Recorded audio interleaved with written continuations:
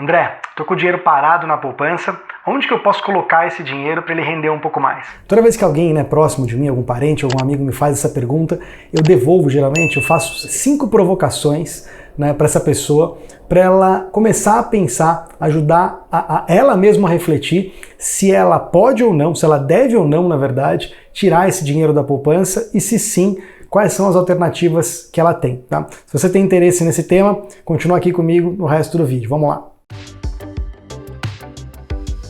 Então, André, tenho dinheiro parado na poupança ali, onde que eu posso colocar esse dinheiro? Tá? Eu geralmente faço, com uma conversa com pessoas próximas, eu queria replicar esse tipo de conversa aqui para você. A gente não vai conseguir ter um bate-bola de você me respondendo essas perguntas, seria humanamente impossível responder todo mundo aqui, mas só de você parar para refletir nessas 5 perguntas, nessas 5 provocações, eu acredito que você vai ter um ganho grande no sentido de você entender se você deve tirar esse dinheiro da onde ele está hoje e se você achar que deve, quais tipos de alternativa você tem. Tá bom? Vamos lá. Então a primeira grande provocação, a primeira grande pergunta que eu faço quando alguém me pergunta se deve tirar o dinheiro ou não, é o seguinte: o que você pretende fazer? Pressupondo que você já tem alguma coisa, se você já tem um dinheiro parado, esse dinheiro ele é para alguma coisa? E qual que é o prazo? Esse dinheiro está juntando para comprar um carro, para trocar de casa, para fazer uma viagem? Eu costumo dizer, esse dinheiro tem um carimbo? Está carimbado alguma coisa nele ou não? É simplesmente, olha, eu tenho uma coisa lá e eu estou um horizonte, eu não pretendo usar, quero simplesmente aumentar patrimônio, tá?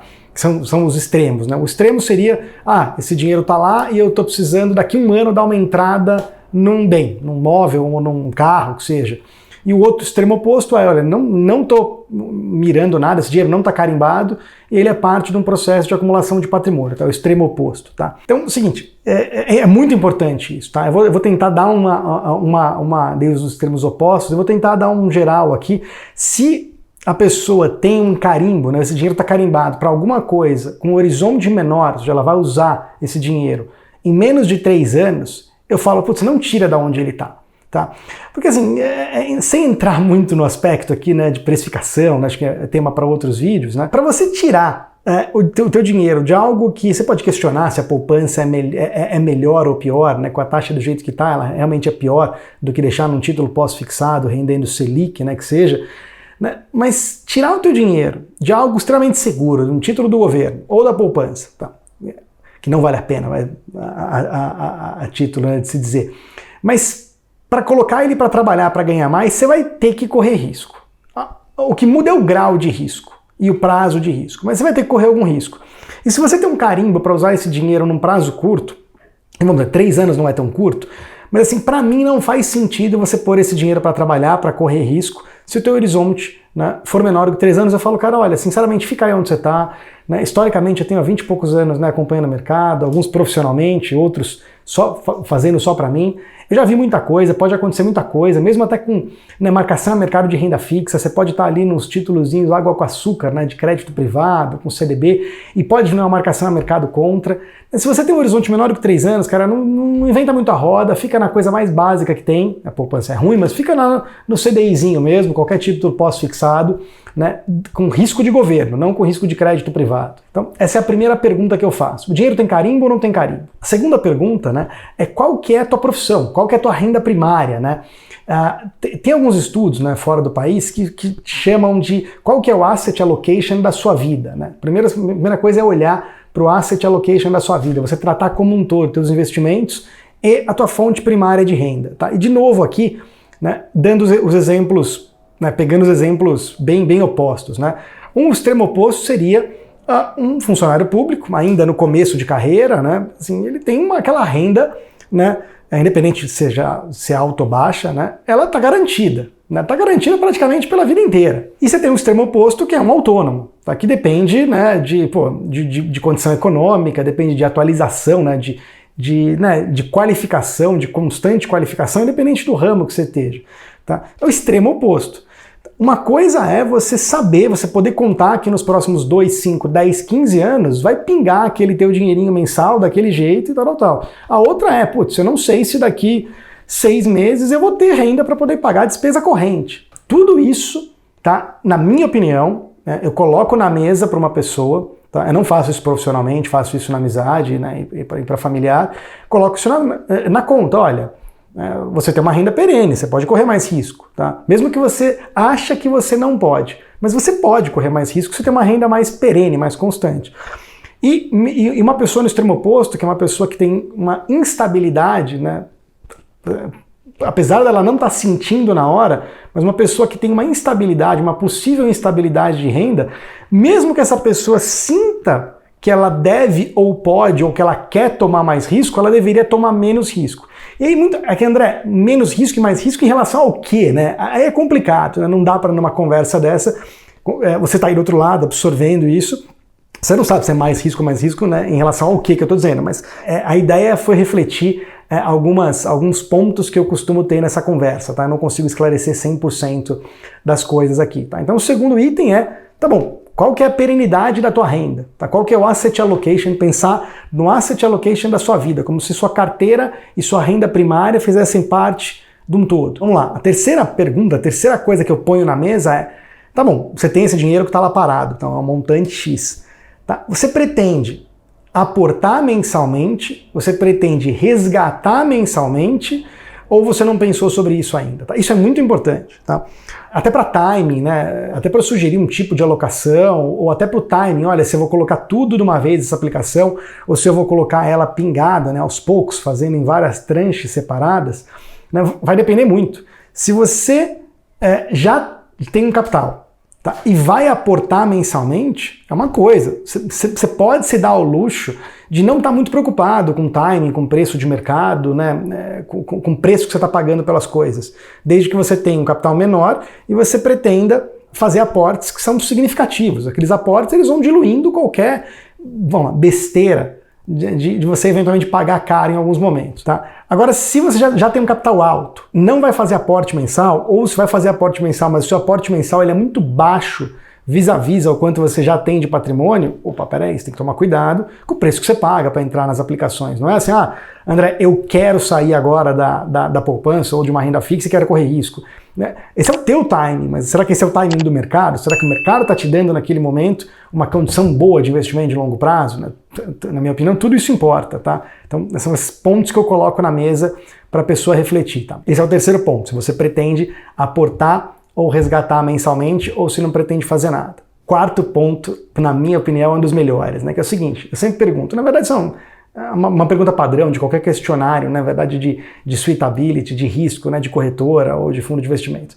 Tá? Você aguentaria ver tua aplicação cair, sei lá, 10%, 15%? Aí depende da pessoa, né? Eu pergunto uma magnitude diferente, tá? Aí a questão aqui tem um disclaimer, né, que é o seguinte, muita gente sabe que não aguenta mesmo e fala e está sendo fiel ao que vai acontecer lá na frente, que é, se realmente cair, ela não vai aguentar mesmo. Mas o que eu vejo, né, e até por leitura e até por vivência, é o seguinte, muita gente fala, não, aguento sim, aguento 10, tranquilo, e na prática não aguenta. E aí tem um parênteses legal para dizer aqui o porquê que não aguenta, na verdade. Porque uma coisa é agora, você está analisando friamente, né, e você viu que as últimas quedas, sei lá, de 10, 15% da carteira, ela vai lá e recupera e sobe mais 15, 30 depois. Mas enquanto você está vivendo, tem uma coisa que é a perspectiva, é o discurso. Enquanto você está vivendo, o que mata não é a queda de 10% que você está vivendo naquele momento. Isso é ruim, óbvio. O que mata é o discurso. É o discurso, você pega o último exemplo, né, na crise de março de 2020, eu não vou falar aqui para não tomar bloco do YouTube, né, o que aconteceu em março de 2020, você deve saber. Tá? Ali a grande questão é a perspectiva. Você está ali com uma carteira caindo 10% e a impressão que você tem é que ela vai cair 15, 20, 30, então eu vou sair o mais rápido possível enquanto ela só caindo 10. É a perspectiva que te mata, tá? A perspectiva de piorar. E aí você fala, não, eu vou sacar agora, enquanto ela caiu pouco, ela pode cair muito mais e depois eu reaproveito para comprar tudo mais barato. E na maior parte das vezes a história mostra que é muito difícil você enxergar o timing e realmente voltar para as aplicações quando está tudo realmente barato. E você nunca sabe, né, como barato é suficiente. Na verdade tem umas métricas para isso e tal, mas é pauta para outro vídeo, tá? Fazendo esse disclaimer, deixando ele de lado, que a pessoa diz que aguenta 10% e na prática não aguenta, muito provavelmente por causa do discurso, né, por conta do discurso, né, que justifica, que embasa aquele cenário, que você extrapola e fala, não, isso aqui vai cair mais. Tá? Tirando isso de lado, é o seguinte, Uma pessoa que está respondendo fiel, falando, eu aguento 5% de queda, essa pessoa tem que ter um tipo de alocação, um tipo de mix, de composição de portfólio, tema que eu falei no vídeo da aula passada, né, parcialmente, né, que é quanto você tem de percentual de cada classe de ativo, quanto você tem de renda fixa, pós-fixada, quanto você tem de pré-fixado, quanto você tem de bolsa, quanto você tem de imóveis, quanto você tem de moeda. Essa é a composição de portfólio, asset allocation, ou o percentual de cada classe de ativo que você tem na carteira.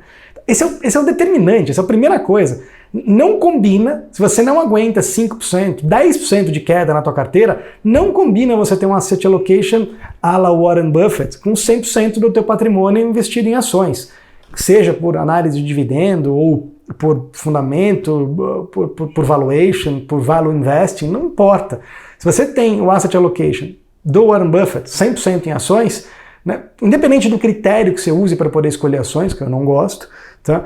Senão é incompatível com você tolerar uma queda de 10%. Você precisa aguentar um drawdown, uma queda de 50%, até 60%, que você é um cidadão brasileiro, para poder ter esse tipo de asset allocation. Tá? É inerente. Tá? Então, eu gosto de pôr isso na mesa. Tá? Quanto você aguenta de queda de verdade? Tá? E pressupondo que a pessoa sabe o quanto ela aguenta e está falando a verdade sobre aquilo, cada faixa de queda que ela tolera tem um mix, tem uma composição de asset allocation, de carteiras diferentes, né, que vai fazer sentido para ela, tá bom? Esse é o quarto item, então, que é o quanto você tolera de queda, e partindo da premissa que a pessoa sabe e responde certo, tá? Vão ter determinados níveis de alocação, de como é que você combina os ativos que vão ser pertinentes, que vão ser aderentes com cada faixa de queda que a pessoa tolera. E, por fim, a quinta e última pergunta que eu faço: quando você quer se envolver com os seus investimentos? Tá? Parece que é uma pergunta besta, mas não é. Tá? Porque é o seguinte, tá? Uma coisa é você falar, não, eu quero ter um portfólio via análise de dividendos, eu quero ter bastante ações, bastante fundo imobiliário e por aí vai, e eu quero escolher, eu quero fazer o stock picking, né? Lembrando do vídeo, né, das 3 fontes de retorno que eu mostrei, que eu publiquei a semana passada aqui no canal, tá? Eu não aconselho que você faça stock picking, tá? A não ser que você realmente seja um cara que tem um perfil, aliás é um tema que eu vou falar aqui, quais são os perfis de investidor, né? Os 4, 5 perfis de investidor. A não ser que você tenha um dos perfis, que é o perfil analista, e que você goste daquilo, aí sim você vai ficar lá escolhendo ações, escolhendo fundo imobiliário. Senão você tem outras formas muito mais fáceis, práticas e provavelmente, não vou afirmar, mas provavelmente muito mais rentáveis no longo prazo, porque você vai excluir 90% da chance de você fazer besteira ao longo dos ciclos, tá? Que é um dos principais determinantes para o insucesso de longo prazo. Tá? Isso não aparece no curto prazo, aparece ao longo dos ciclos, tá? Esses problemas. Tá? Beleza, a última pergunta é: quanto que você quer se envolver com isso? Ah, André, não quero nem olhar para a carteira. Muitas vezes é até bom, parece pouco, fala, esse cara vai ganhar pouco e tal. Muitas vezes esse cara pode ser o que mais ganhe. Tá? Ah, André, eu quero me envolver médio, eu quero me envolver bastante. Ah, não, eu quero analisar empresa por empresa no detalhe. Bom, primeiro você está falando com a pessoa errada, essa pessoa não sou eu, tá? Mas eu posso instruir caminhos, tá? Mas eu acho bem importante, né, colocar essa quinta questão na mesa, o quanto você quer envolver. E lembrando de novo aqui, né, que investimento não tem nada a ver com trading, tá? Uma coisa é outra coisa é outra coisa. O trading pode ser uma fonte geradora de retorno na sua carteira, como fonte geradora de alfa. Eu vou falar isso em vídeos futuros. Mas você vai ver que, né, historicamente, para quem é profissional de mercado, o alfa do trade, né, o quanto você consegue de excesso de retorno pelo trade numa carteira de investimentos é muito baixo. Não significa que você não consiga ganhar dinheiro com trading, claro que consegue. Mas quanto maior é o teu patrimônio, quanto maior é o patrimônio gerido, menos representativo é o ganho de alfa via trading, tá? Via operações de trade. São coisas completamente, tá, separadas aqui, tá? Então, quando você vai se envolver, e eu não estou falando de trade, eu estou falando de quando você vai se envolver na habilidade, na atividade de investimento. Tá? André, tá bom, eu quero me envolver, mas eu não quero fazer análise de empresas, que nem você está falando. Eu quero fazer... Tem outro caminho? Tem, você pode se envolver se especializando em algumas formas de alocação, você pode se desenvolver com modelos de market timing, aumentando e diminuindo a exposição em cada classe de ativos, sem ter que escolher necessariamente a ação, a empresa e por aí vai. Tá? Sei que pode ser bastante nomenclatura difícil aqui, mas tudo isso a gente vai falar nos próximos vídeos. Tá? Eu fiz questão de colocar esses cinco questionamentos que eu faço, né, como se fosse realmente um bate-papo, como se eu estivesse realmente conversando com você aqui na minha frente, como se você estivesse me devolvendo essas perguntas, e talvez você não tenha ainda, né? Tá bom, beleza, eu estou respondendo essas questões aqui, mas ainda não sei qual é o portfólio a seguir, tá? Mas acho que você consegue já dar uma refletida em qual dos tópicos você tá, em cada um deles. E aqui eu vou deixar, né, uma coisa que eu sempre falo para esses meus amigos e parentes quando eles me perguntam, tá? Que é o seguinte: se você tem a ideia, se você almeja, na verdade, acumular patrimônio, ou seja, esse dinheiro não tem carimbo, ele está com um horizonte de mais de 3 anos. A questão da renda para isso não é muito determinante, mas se você tem uma renda ali, uma previsibilidade da renda baixa, né, de baixa para média, você não precisa ser funcionário público, ou seja, é o extremo oposto aqui, né? Se você tem uma instabilidade no teu emprego, vamos dizer assim, ou seja, você não sabe quando você vai precisar usar o dinheiro. Você pode precisar usar esse dinheiro daqui 2, 3, 4, 5 meses. Se você pretende fazer aporte mensal, por menor que ele seja, mas você pretende fazer aporte mensal, se você tem uma aversão a risco, ou seja, média, se você aguenta drawdowns, quedas na carteira de até 10%, tá? E não quer se envolver necessariamente demais com os seus investimentos, quer ter conhecimento, quer ampliar o conhecimento, mas não quer ficar ali no dia a dia, não quer ficar analisando notícia, analisando empresa, eu sugiro para você a mesma alocação que eu escolhi 10 anos atrás para seguir, que é a alocação por paridade de risco. Ah, André, que raio que é essa alocação por paridade de risco? Bom, esse vídeo já tá longo, né? E nem daria para explicar o que ela é aqui, tá? Mas eu acabo... É um modelo de alocação que ele entrega um retorno bem razoável, né? CDI mais algum valor, você vai ter essa ideia de ganhar mais do que a renda fixa, ele vai te entregar CDI mais alguma coisa no longo prazo, mas ele é muito mais suave, ele te entrega, e não é aquela coisa que nem só investir em ações, ter carteira exclusivamente de ações e fundo imobiliário, e quando a bolsa vai bem, você vai super bem, quando a bolsa vai mal, você chora, porque suas ações caem 70%. Ela é muito suave, é uma carteira muito suave ao longo dos ciclos. Ela cai, obviamente, mas ela cai muito pouco, né? E ela sobe menos que ações, obviamente, mas ela é muito mais segura, né? E ao longo dos anos, por ser mais segura, por ter movimentos mais suaves, tira, né, a tua vontade de fazer besteira na hora que na hora errada, que é na tua vontade de desinvestir naqueles piores momentos, que é depois que a carteira já caiu muito, tá? Porque você tem dúvida se a tua carteira vai conseguir recuperar ou não. Esse modelo de paridade de risco, obviamente, né, por esse vídeo aqui não dá para explicar, mas ele te dá uma convicção de que quanto mais ela cai, né, mais retorno ela tem para dar para frente, porque ela tá guardando o CDI mais alguma coisa para frente. E você ter essa confiança, você ter essa clareza, né, ajuda você a segurar nos piores momentos. E você segurando nos piores momentos, a composição de capital de longo prazo, ela vem. E é assim que você ganha dinheiro investindo no longo prazo, tá? Então, vai ficar tema para próximos vídeos aqui. Não falei no começo, mas se você gostou desse vídeo aqui, você curte aqui embaixo no YouTube, se inscreve no canal, porque você vai ser avisado sempre que sair vídeo novo. E não deixa de deixar o teu comentário aqui embaixo, né, tanto falando desse vídeo, quanto deixando sugestão de próximos assuntos, dando ideia, melhorias e por aí vai. Tá? A ideia é que isso seja prazeroso para mim, né, para eu fazer aqui também, e prazeroso para você do outro lado aí, aprender, ouvir e usar o teu tempo da melhor forma possível. Tá bom? Até lá, até quinta que vem. Abraço!